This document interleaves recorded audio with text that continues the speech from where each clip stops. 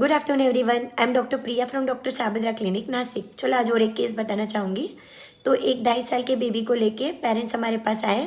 उन्होंने बताया कि पेशेंट को निमोनिया हुआ है और प्लीज़ आप कुछ कर सकते हो क्योंकि डॉक्टर ने तो हॉस्पिटलाइजेशन सजेस्ट किया है। जब हमने पेशेंट को एग्जामिन किया तो एब्डोमिनल रेस्पिरेशन बेबी का 60 था, पल्स 155 थे।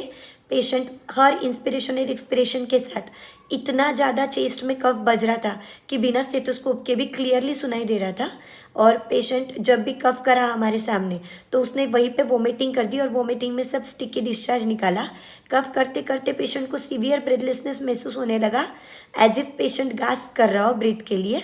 और वोमिटिंग में भी पेशेंट इतना ज़्यादा एकदम एनॉयड था, वोमिटिंग के दौरान भी एकदम पेनफुलनेस था उसके एक्सप्रेशन में भी बेबी के। और जैसे ही वोमिटिंग हो गई पेशेंट वापस स्लीपी हो गया।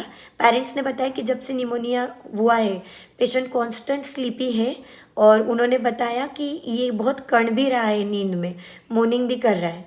उन्होंने और एक बात बताई कि हम दोनों पेरेंट्स में से एक कंटिन्यू उसके पास चाहिए, वो हमारा हाथ पकड़ के ही रखता है और उसको बिल्कुल सीधे पोस्चर में ही कैरी करे हम पूरे टाइम। ऐसे उसको लगता है कोई भी पोस्चर चेंज किया तो पेशेंट को ब्रेथलेसनेस होता है वो टाइम पे। और पेशेंट का जब हमने और एग्जामिनेशन किया तो टंग थिक वाइट कोटेड था और उसके लिप्स पे एक अल्सर आया हुआ था, जो उन्होंने बताया कि आज सुबह से नोटिस हो रहा है।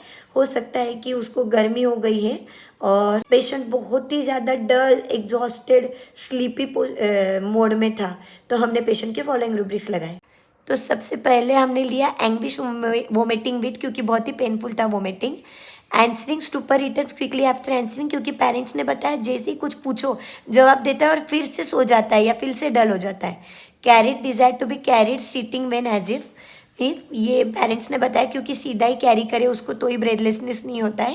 Clinging mother, child holds the hand of the mother, क्योंकि वो कांस्टेंट मदर का हाथ पकड़े हुए हैं। मोर्निंग चिल्ड्रन इन एप्टे lips on, tongue thick white coated, gasping coughing on, rattling chest, क्योंकि पेशेंट का इतना ज़्यादा रैटलिंग का आवाज़ आ रहा है ब्रेथ का।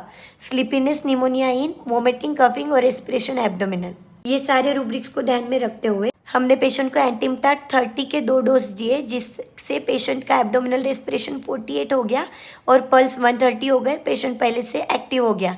एंटीमटाट के कुछ कीनोट्स थे, उसमें tongue thick white coated, rattling, audible rattling in the chest, और स्लीपीनेस के ट्रायो में भी है ओपियम और नक्समोशटा के साथ। और यही क्लासिकली पेशेंट के अंदर भी था। तो अल्टीमेटली टोटलिटी रॉक्स, पेशेंट को उसके बाद हॉस्पिटलाइजेशन नहीं करना पड़ा। यही है होम्योपैथी का मैजिक। Thank you.